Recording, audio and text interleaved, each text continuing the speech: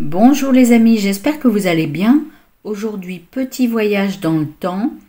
En 1982, programme de télévision de cette année-là, nous pouvions voir L'Âge de cristal, une série américaine. Alors vous étiez peut-être né, vous étiez peut-être adolescent, où vous découvrez ces programmes.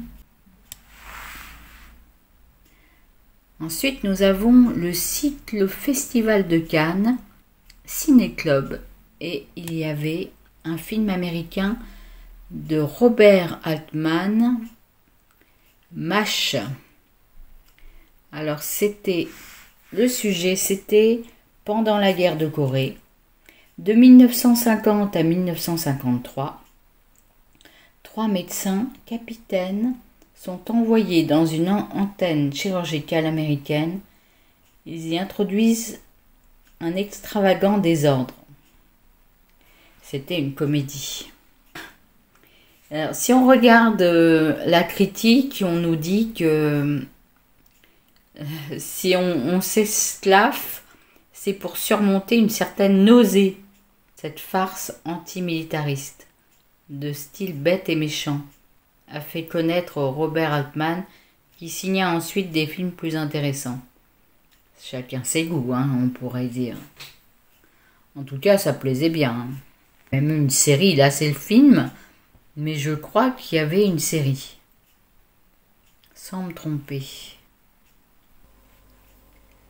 Alors, comme film, nous pouvions voir Le Mur de l'Atlantique avec Bourvil. Ça, c'est excellent comme film. Le sujet, durant la dernière guerre en Normandie, un Français pantouflard est conduit malgré lui à entrer dans la résistance. Ah, ça, c'est un rôle super pour Bourvil. Léon Duchemin. Il y avait Sophie Desmarais aussi. Jean Poiret. La critique. Un récital Bourvil, rusé et naïf, cocasse dans un rôle de héros malgré lui. Ce fut sa dernière apparition à l'écran, c'était en 70. On le reverra avec émotion dans ce film plaisant. Toujours L'Âge de cristal. C'était une belle série.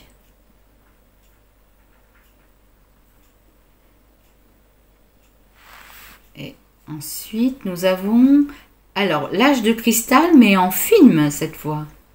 Film américain de Michael Anderson de 1976.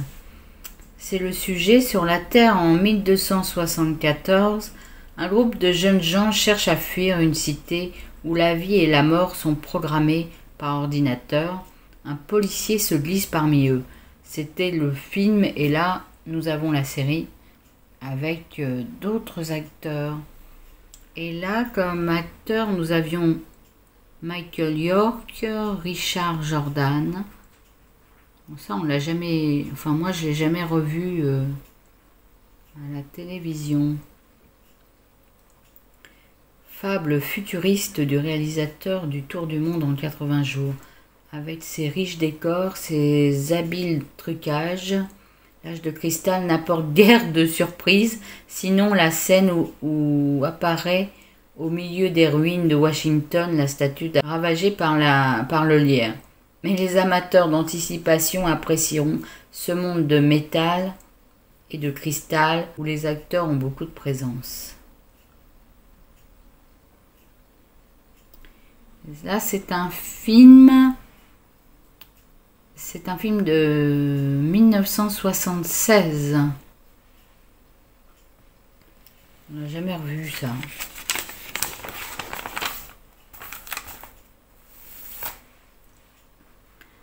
Ensuite, nous avons Vegas avec Robert Urich. Je ne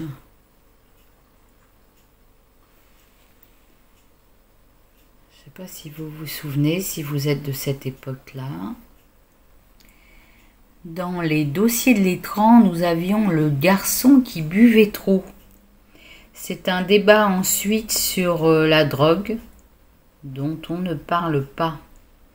Alors, le sujet du film, à 15 ans, Buff Sanders est un, désolé, je ne sais pas si ça se dit comme ça, un excellent joueur de hockey, comme son père, être champion dans cette discipline, devenu barman et alcoolique invétéré. Buff se met lui aussi à boire. Voilà. Il accuse son père d'être responsable de la mort de sa mère et cherche du réconfort dans l'alcool. Billy, son meilleur ami, veut l'aider. Le garçon qui buvait trop. Alors, en 1982, il y a Magnum. Bien sûr, avec le beau Tom Selleck. Et ensuite, nous avons en série américaine Pilote, ça s'appelle. Et avec Christopher Stone, Todd Sussman. Si vous avez connu cette série, Pilote. Alors, je n'ai pas le sujet de cette série. Toujours Magnum. Il y a Higgins, on voit la photo d'Higgins. On n'oublie jamais. 1982, nous avons également comme film Mon nom est personne. Un film de Tonino Valeri de 1973. C'est un western avec Henry Fonda et Terence Hill. Au siècle dernier, quelque part dans l'ouest des États-Unis, le combat d'un homme seul contre 150 cavaliers. Je vous mets la critique, qui est parfois pas triste. Hein.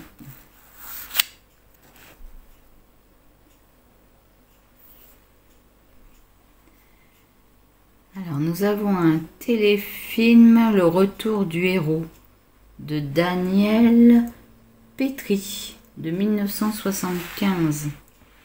Le sujet, les difficultés rencontrées par 3 combattants américains lorsque la Seconde Guerre mondiale terminée, ils retournent chez eux.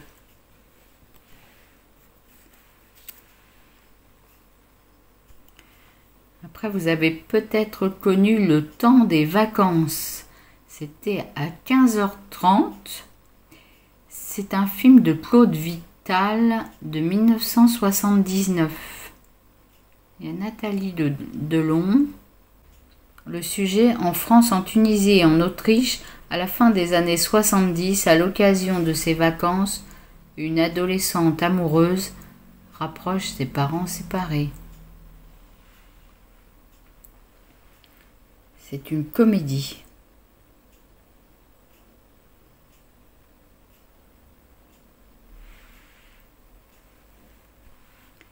Vous avez peut-être connu Kojak.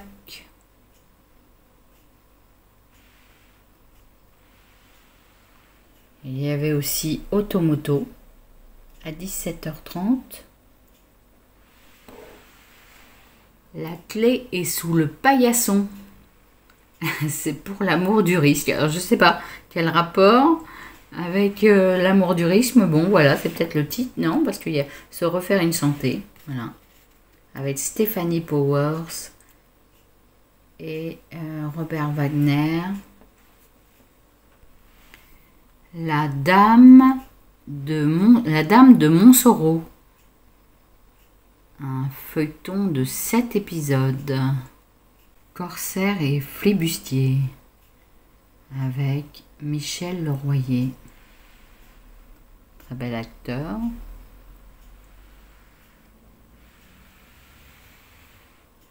Nous avons L'escadron volant. C'est une série australienne de 13 émissions.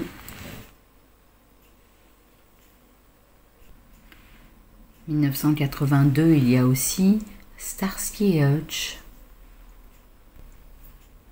Wonder Woman à 13h35. Concours de beauté avec Linda Carter.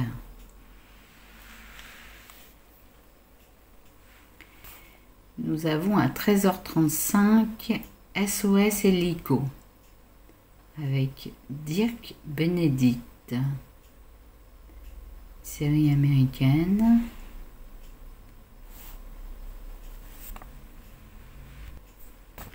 Alors, un feuilleton français, La porteuse de pain. C'est un feuilleton en 13 épisodes, d'après l'œuvre de Xavier de Montépin, avec Bernard Giraudot. Nous avons Tonnerre, c'est une série américaine. Toujours Corsaire et Flibustier à 12h10.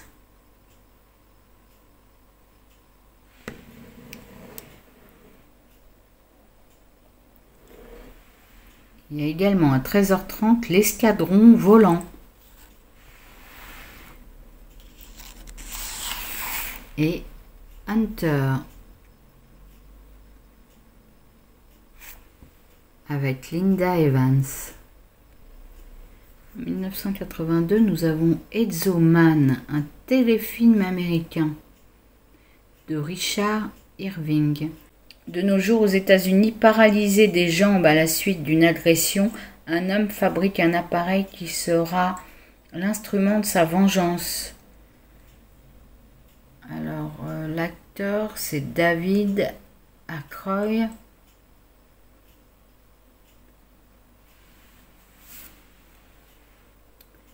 Je vous montre les acteurs, le nom des acteurs.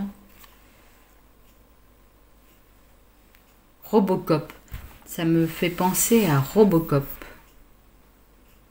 Ezzo Man.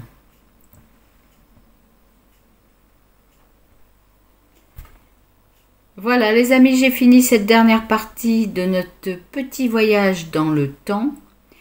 Je vous fais des gros bisous, abonnez-vous, mettez un pouce, ça me fera très plaisir. Merci à tous d'avoir regardé.